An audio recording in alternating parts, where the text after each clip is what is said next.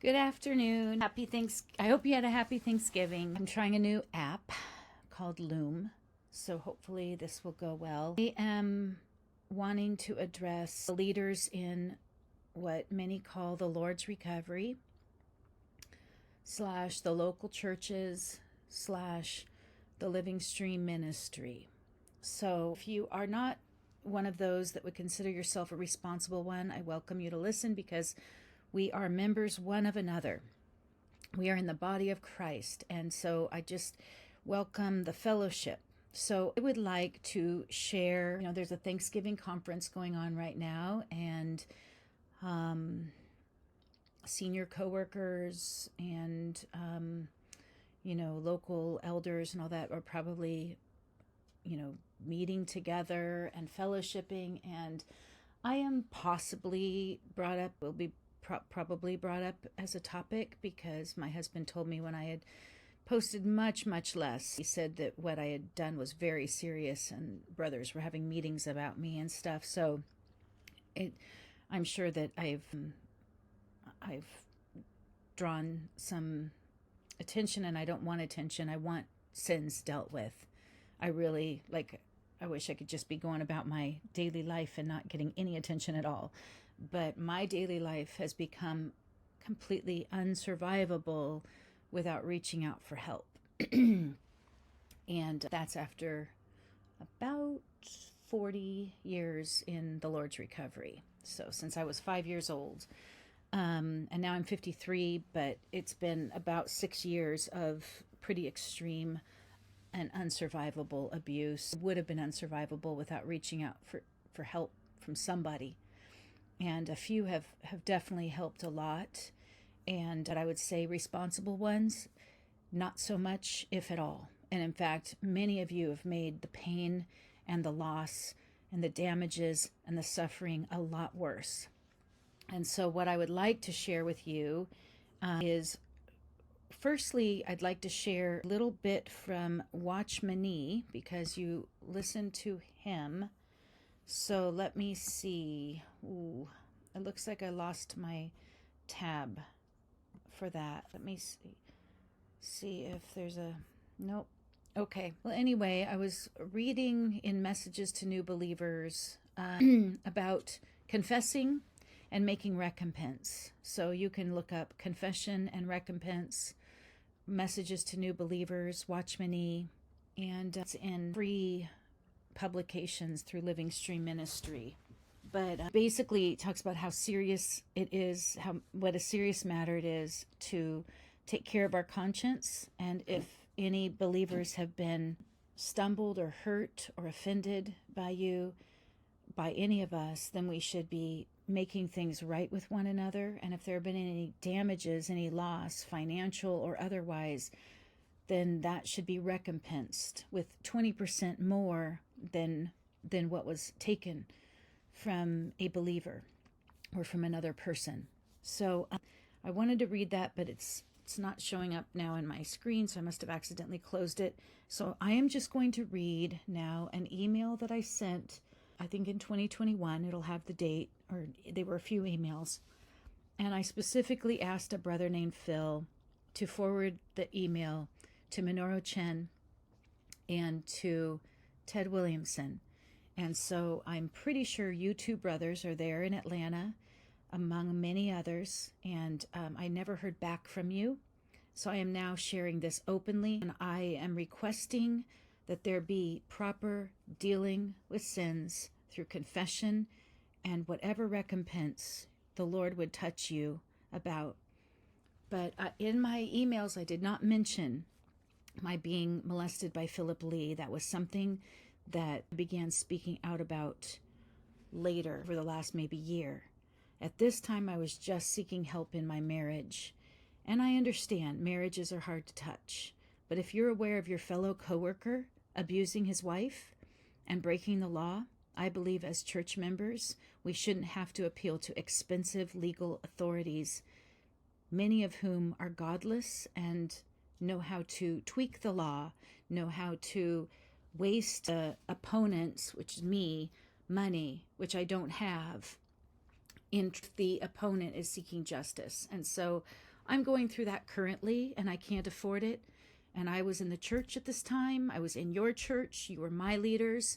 My husband was a leader in the church with you, maybe still is. I don't know. He has not cooperated to have any legal separation or divorce yet. And it's never what I wanted. And you'll see that in my emails. But I'm going to read the and share it with everybody now. So this was written January 20th, 2021. I asked that brother Philip if he could forward my emails to his father-in-law and to Ted Williamson. And otherwise, I had written the message to a lot of people. And thank you to those who did respond, those who are around my age or younger, and who are companions of mine. Okay. Dear Responsible One, I love and believe and receive every word of the Bible, and I have been deeply stumbled by many in the older generation and by some in my own. I see younger ones also being stumbled. I am not writing for a solution. I am writing to open in fellowship. I am writing to express my grief and pain because I have lost my husband before death parted us. Hold on a minute. Turn on a light. There. And this was largely due to the intrusion of some crossing very definite boundaries of my marriage and home and nuclear family, and the silence and or absence of others.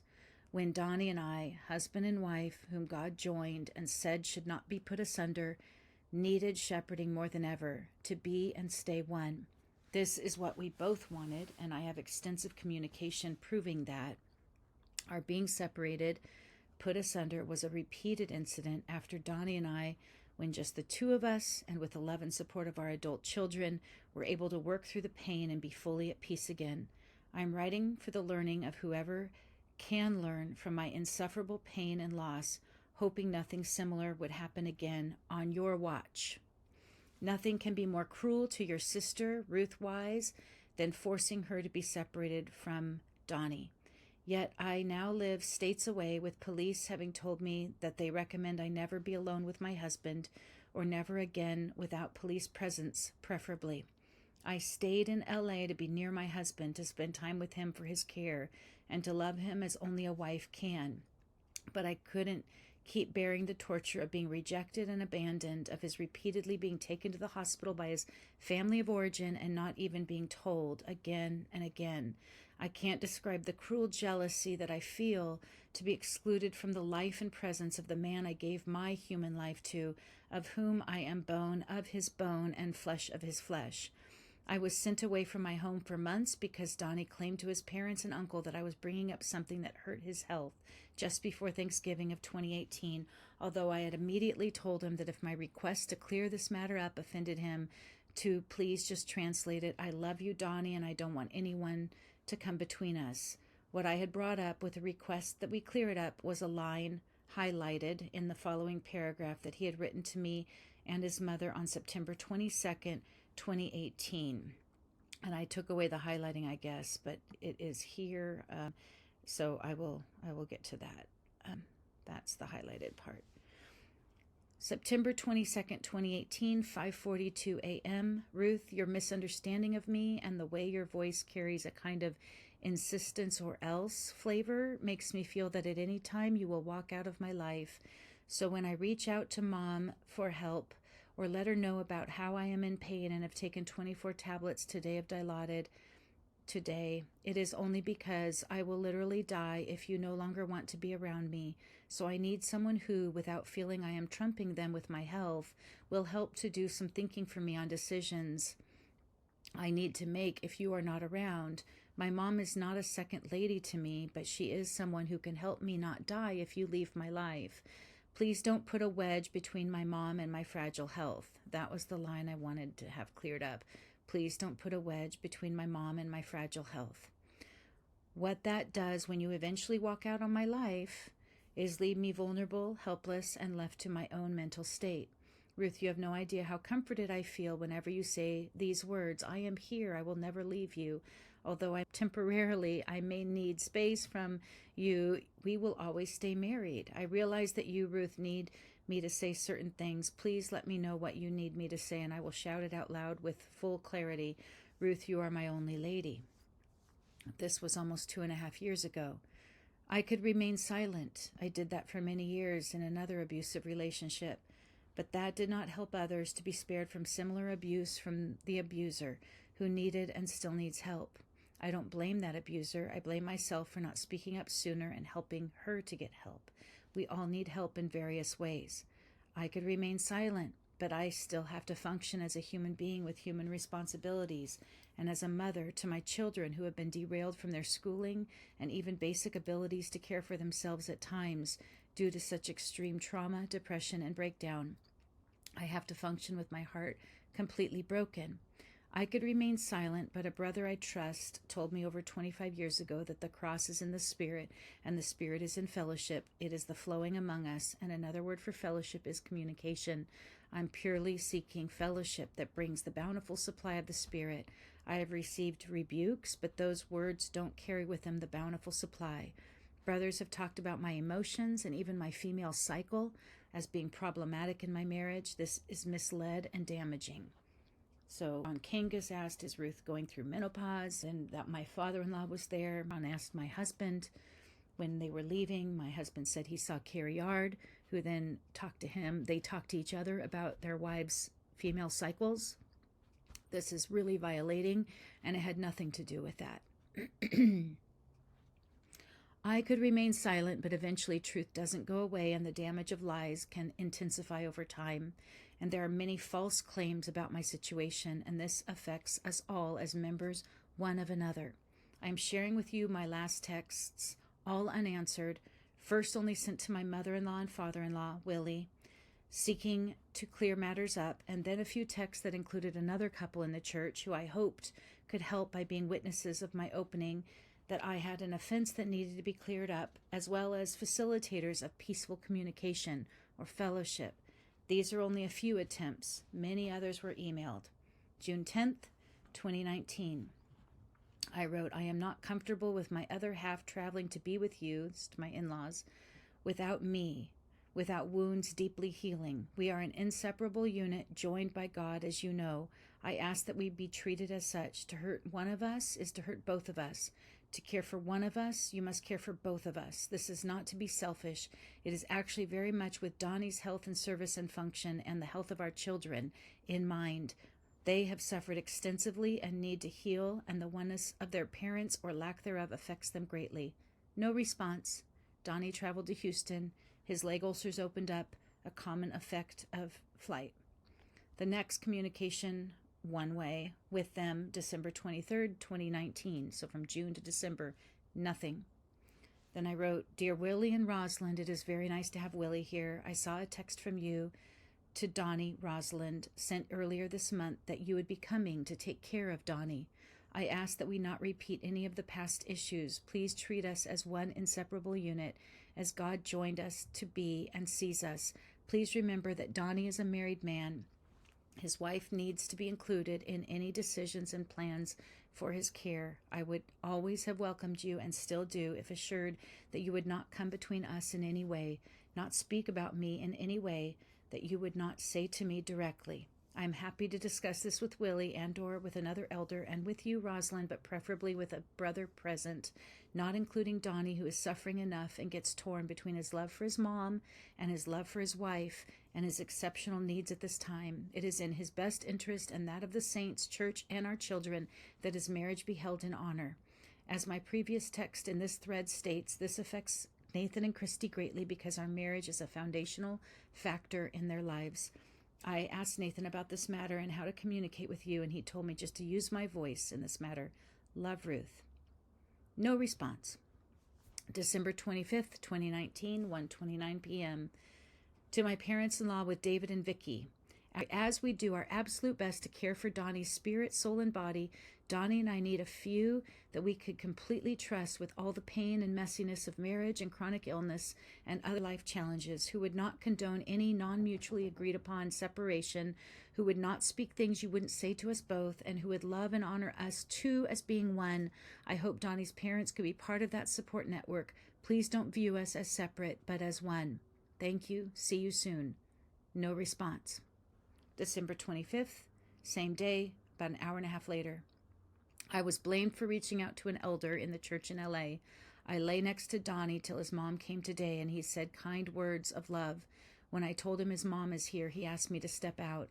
I sliced a pear, got him lemonade, turned on the fireplace, and then heard from Donnie that he can't have me at our house with his mom, so he would look into getting a hotel with his parents if I am at our home.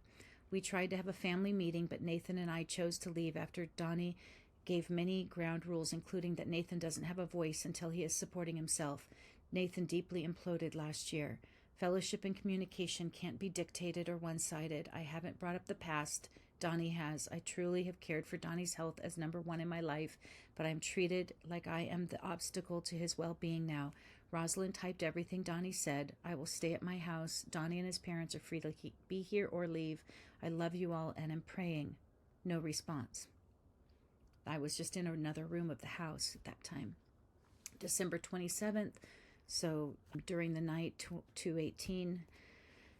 Sorry, so late. It took a lot of time and fellowship for Donnie and me to heal from the past 16 months of suffering our marriage went through. I didn't want wounds reopened by involvement of the family of origin that didn't acknowledge our nuclear family's needs in meeting all of Donnie's needs. Donnie went from being extremely loving to me to wanting me gone from our home when his mom arrived. This is not okay. In his condition, he has needed his family of origin to strongly support his marriage.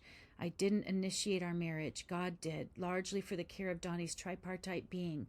No one should put asunder that God has joined. Your involvement has divided us repeatedly and really hurt Nathan and Christy. All Nathan and I wanted was to remain together with all of them. We welcomed you to be with us. I only asked for assurance that you'd honor our marriage. That's all.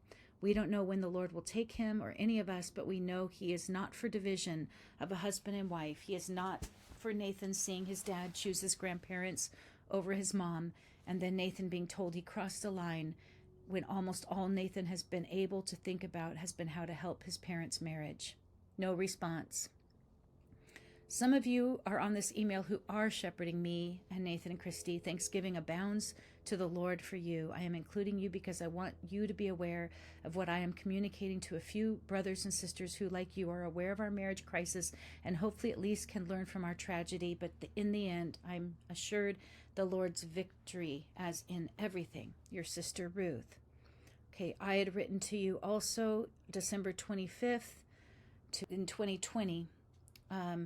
Dear in-laws and other saints, I am writing to those who to some degree were or are involved in my marriage crisis these past couple of years, and or with whom I have been built through service, but with whom I have not been able to function due to the state of my marriage. It has been a year today since I was driven away for the third and last time from my home. The repeated forcing of me to be separated from my husband Donnie in the name of caring for his health, which in October 2018, November 2018, which lasted over 3 months and ended with police telling me to go home and offering civil standby, that my mother-in-law and husband were breaking the law and could be arrested, and then on December 25th, 2019, until this day, that was condoned and supported by some of you, has had traumatic effects on Nathan and Christy, our dear children, and on me and Donnie. The exclusion of his wife of 25 years from nearly every aspect of his health regimen and care has not served Donnie well. Donnie has needed someone intimately aware of his medications and their effects, and particularly his narcotics usage, for there to be any hope of limiting the far-reaching effects on him, his service, and his most intimate family members. Around the time I was removed from the scene of our home, he was overdosing on painkillers and by an out-of-network psychiatrist being prescribed many medications that were dangerous to his pulmonary condition, personality changing, and derailing of his most intimate relationships. He was doing things and saying words that were completely contrary to the Donnie I knew. To avoid being accused of bringing up the past, though the past has never had proper clearance and repair despite my repeated pleas, I will just let you know that I wrote a book in hopes of helping anyone who has suffered or is currently suffering in similar situations rife with dishonesty, hypocrisy, and secrecy in one's family and church community. We suffer when another member suffers. We don't remove a wife from her home for making her beloved suffer. I never ever wanted Donnie to suffer. Someone under the influence of heavy narcotics may consider almost anyone or anything offensive that does not enable the relief provided by drugs. I tried desperately to guard the oneness and intimate fellowship I had enjoyed with my husband, never to exclude any support and help I've sought and welcomed and believed would be there as one or both of us near the end of our course. But I have been repeatedly treated as a threat, removed from my home, mistreated to confuse saints, and I'm trying now to help our children recover from the traumatic loss of their foundational family and home. Okay, the book is called The Games. I'm going to probably write another book called No More Games, by the way. There's nothing covered up which will not be revealed, and hidden which will not be known. Therefore, what you have said in the darkness will be heard in the light, and what you have spoken in the ear in the private rooms will be proclaimed on the roof, on the housetops. I still love Donnie as much or more than ever, but I am not able to sustain emotionally or physically being excluded from his life and care whenever he and or his family of origin choose to exclude me. God joined Donnie and me to be one. He made me Donnie's counterpart, helpmeet for him, his companion, the wife of his youth. Donnie told me last December, just before his parents came to our home, that I am part of him. I don't have a marriage if I don't have a scriptural marriage. I have to stand on God's word. What Donnie and I have had these past couple of years has violated nearly every applicable principle of the Bible and has deeply stumbled many who know us and love us, including our children. I filed for a divorce against every desire in me only after Donnie retained a very threatening attorney, who he still has, by the way. Hi, Matt, who's probably listening to this video. A very threatening attorney, and did other illegal things while he was with his parents last January. A practical divorce had already been occurring, which I fought as best I knew how. I canceled that petition for divorce, hoping we could repair the damages again, but refiled a petition after Donnie called the police on our son when Nathan simply missed Donnie and went home, breaking no law, saying he would be in his room in case Donnie wanted to spend time together. I have only wanted a marriage with Donnie that is according to God's word. I consider this an open letter to any saint who has been affected by Donnie and my marriage and its dismantling. You have permission to share this email with others who are affected, for whom I may not have an email or may have not included for any reason. Donnie is not included in this email. He is suffering so much, and all of us with him. I, as his wife, not the least. I hope that you would take this communication as between me and you on behalf of my husband, who told me last December that no one should have treated me as I was treated when I was not allowed home. We talked about events in detail, but that it was all a blur to him, mainly due to medication, I believe. Sadly, shortly after he told me this, it all repeated again, but even worse when his mom arrived at my home with no advance notice given to me and with no assurance that our marriage would be honored. It was not honored. On a side note, but to express my honor of marriage, today would have been my parents' 53rd wedding anniversary. My dear dad went to be with the Lord in their 50th year of marriage. Their love that grew stronger to the end, and their being perfected into one throughout their life together, are such a precious heritage that they left for me and my siblings. Thank you, Lord, and thank you, Mom. Thank you, Mom. Blessed are those who mourn, for they shall be comforted. With a broken heart and a spirit of meekness, power, love, and sober-mindedness, Ruth Wise. Jesus is Lord. P.S. I am currently living in Irving, where I have a ranch job and a part-time teaching job, and I am being shepherded. Thank you for listening. There's a lot more, but I want you brothers, you leading brothers, to consider, is any confession needed, and is any recompense needed? And I would like to add to that the matter that I was molested by Philip Lee, and none of you have responded. And I would also like to add to that many, many, many saints were fraudulently treated by, at that time, Living Stream Ministry may not have been incorporated. It might have just been the stream. I don't know. But by Witness Lee in Daystar, they lost their life savings, college savings for their children, etc. And I looked up a document that shows that I think Living Stream Ministry had a net assets of about like $120 million. Were those saints ever recompensed, as Watchman Nee shares about in Messages to New Believers, about defrauding your brothers or defrauding anybody? You owe both confession, an apology, confessing what was done wrong, and recompense. I don't think this ever occurred, except maybe to the few that threatened to take legal action. I think what I read was they were repaid, but not those who didn't get litigious. So I just want to ask you these things and ask for your cooperation with the Lord to bring in righteousness if you want to call yourselves the Lord's recovery. Thank you.